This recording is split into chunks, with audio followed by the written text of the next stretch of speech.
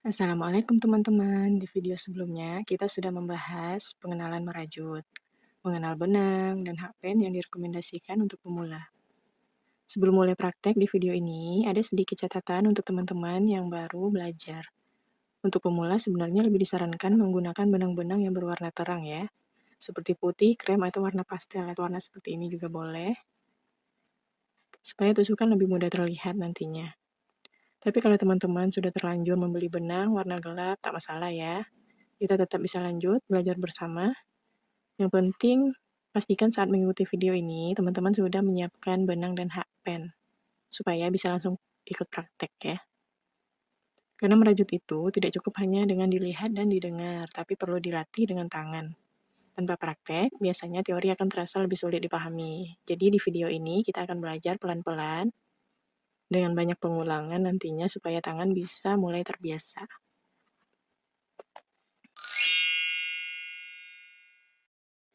Yang pertama kita akan belajar cara memegang benang ya. Kita mulai dari cara memegang benang. Pegang benang dengan santai. Jangan ditarik terlalu kencang ya. Kita buka dulu simpulnya.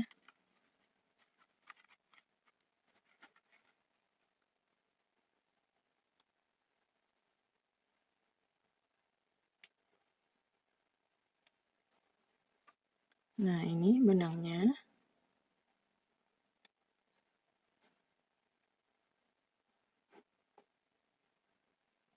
Benang bisa dililitkan di antara jari kelingking. Ya, terus mutar ke bawah. Nyangkutnya di jari telunjuk. Sebenarnya tidak ada aturan baku untuk cara memegang benang. Pilih cara yang paling nyaman di tangan masing-masing. Tujuan memegang benang bukan supaya benang itu kencang ya, tapi supaya benang bisa mengalir dengan lancar saat kita tarik. Saat kita merajut dengan hakpen. Kalau benangnya sering lepas atau jatuh, itu tak masalah. Ulangi pelan-pelan sampai tangan mulai terbiasa. Ini cara Teta memegang benang. Masukkan benang di antara jari manis dan jari kelingking. Putar ke bawah. Ini bagian ujung benang ya. Sangkutkan di jari telunjuk dan tahan seperti ini. Kita ulangi cara memegang benang. Ambil bagian ujung benang. Selipkan di bagian di antara jari manis dan jari kelingking. Putar di bawah. Sangkutkan di jari telunjuk. Seperti ini. Tapi nanti jika benangnya itu jatuh-jatuh terus, nggak masalah ya. Jika jatuh terus, kita bisa bikin 2 atau 3 lilitan di sini.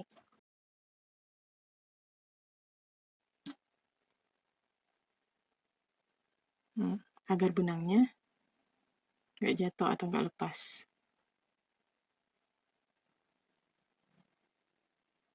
Nah, teman-teman bisa pilih sendiri cara yang nyaman untuk memegang benang. Yang penting benangnya itu nyangkut. Supaya benangnya bisa mengalir dengan lancar saat kita merajut dengan hakpen ya. Nggak hanya pemula, jadi bagi orang-orang yang merajut yang udah lama pun, kadang suka bikin lilitan banyak-banyak di sini. Seperti ini. Itu agar benangnya tidak jatuh saat dirajut. Ulangi pelan-pelan sampai tangan mulai terbiasa. Kita ulang sekali lagi.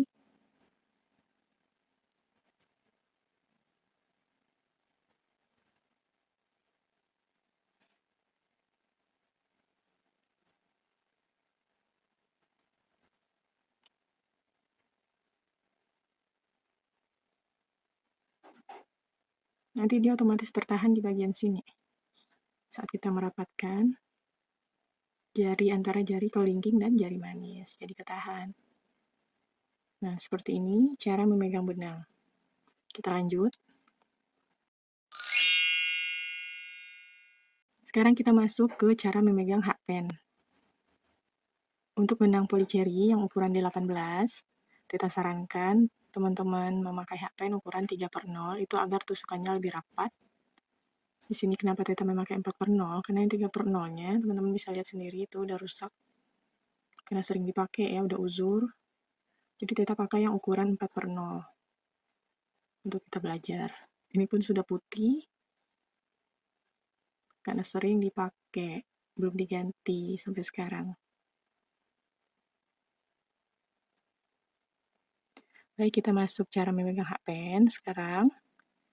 Sebenarnya ada dua cara menurut teori yang umum digunakan oleh perajut. Yang pertama itu memegang hakpen seperti memegang pensil, seperti ini. Ya, seperti ini. Yang kedua, memegang hakpen seperti memegang pisau. Pisau seperti ini. Nah, Teta biasanya menggunakan cara kedua ini, yaitu memegang hakpen dengan cara memegang seperti memegang pisau. Sebenarnya tidak ada cara yang benar atau salah. Yang terpenting, tangan terasa nyaman dan tidak tegang saat merajut ya. Pegang hakpen dengan lembut, jangan terlalu kuat, karena hakpen ini berfungsi untuk mengait dan menarik benang, bukan untuk menekan ya. Oke, kita langsung praktek. Selanjutnya membuat simpul awal, atau disebut juga dengan slip knot.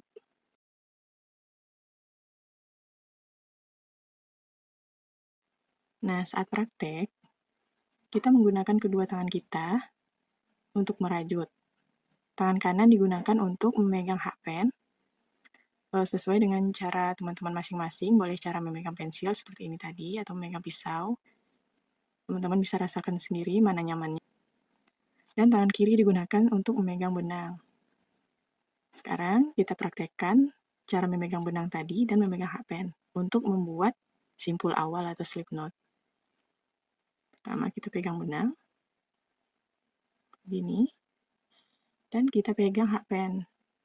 Karena kita terbiasa dengan cara memegang hakpennya seperti memegang pisau. Jadi seperti ini ya. Seperti ini.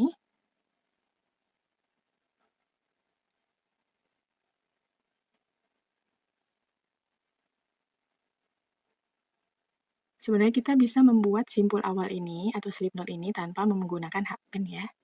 Caranya seperti ini. Lingkarkan benang, seperti ini ya, tuh.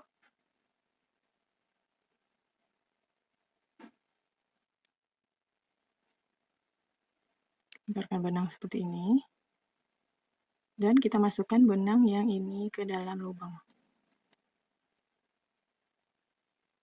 Cara simpulnya sih seperti biasa lah, simpul. Ini namanya simpul awal, yang dinamakan simpul hidup. Kenapa? Karena bisa ditarik. Pas ditarik dia nggak terkunci. Tuh.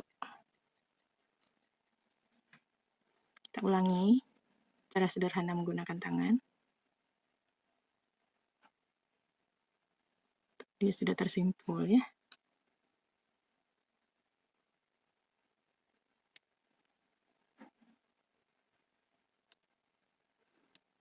Kalau dengan menggunakan hakpen juga bisa.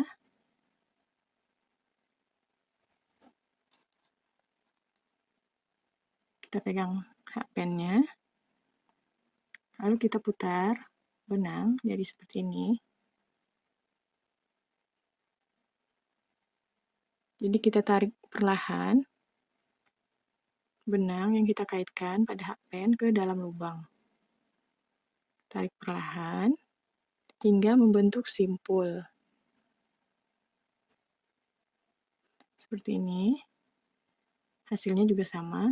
Ini adalah simpul awal atau simpul hidup tadi. Kita ulangi.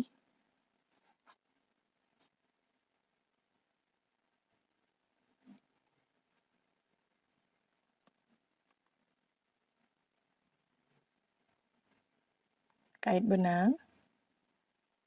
Kaitnya menggunakan ujung hakpen ini. Dan tarik ke dalam lubang hingga membentuk simpul. Seperti ini. Ini namanya simpul awal atau yang disebut juga dengan slip knot. Kita ulangi perlahan. Teman-teman bisa juga langsung praktek ya. Nggak apa-apa kita belajar pelan-pelan saja, yang penting ilmunya nyerap ya.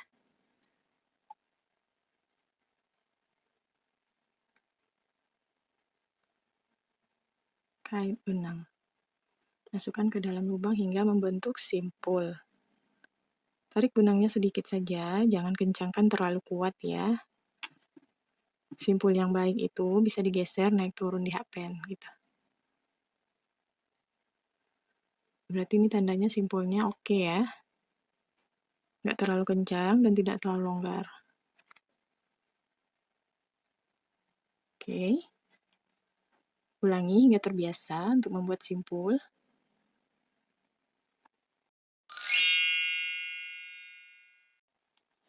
Nah, sekarang kita akan lanjut membuat tusuk rantai, atau biasa disebut chain. Dan simbolnya seperti ini ya.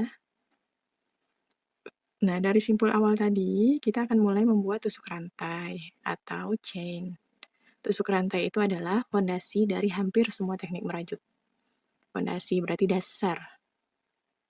Itu adalah dasar dari semua rajutan, hampir semua ya. Yuk kita mulai praktek membuat tusuk rantai. Pertama kita buat simpul tadi.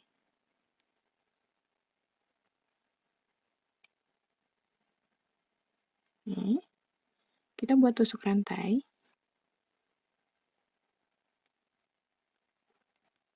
Caranya, pegang benang dengan satu tangan, yang ini ya. Hakpen dengan tangan yang lain. Kait benang menggunakan hakpen dengan ujungnya ini, kait benang. Masukkan ke dalam lubang. Tarik melewati lubang yang ada di dalam hakpen. Seperti ini. Ya. Ini adalah namanya tusuk rantai. Kita ulangi. Kait benang. Tarik perlahan lewati lubang. Tidak perlu cepat, fokus pada gerakan tangan ya. Kait benang.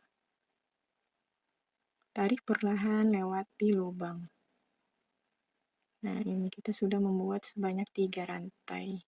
Kalau hasil tusukannya masih belum rapi, itu sangat wajar. Yang penting sekarang tangan mulai mengenal gerakan dasar merajut. Buat beberapa tusuk rantai agar terbiasa. Kita ulangi.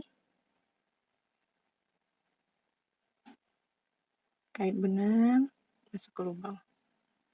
Kait benang, masuk ke lubang. Ini kita tidak usah menghitung berapa rantai yang kita buat. Ini kita hanya membiasakan tangan untuk membuat tusuk rantai. Karena tusuk rantai ini sangat penting. Ini adalah dasar atau fondasi untuk membuat hampir semua rajutan ya. Nah, jadinya seperti ini. Namanya tusuk rantai atau chain. Teman-teman bisa ulangi. Intinya merajut itu adalah praktek yang dibiasakan. Sampai di sini dulu latihan kita di video ini. Silakan ulangi latihan memegang benang, memegang hakpen, membuat simpul awal dan tusuk rantai ini beberapa kali ya. Di video selanjutnya kita akan mengulang kembali tusuk rantai supaya lebih rapi dan konsisten. Lalu kita akan lanjut belajar tusuk single crochet. Terima kasih sudah belajar bersama. Sampai jumpa di video berikutnya. Assalamualaikum.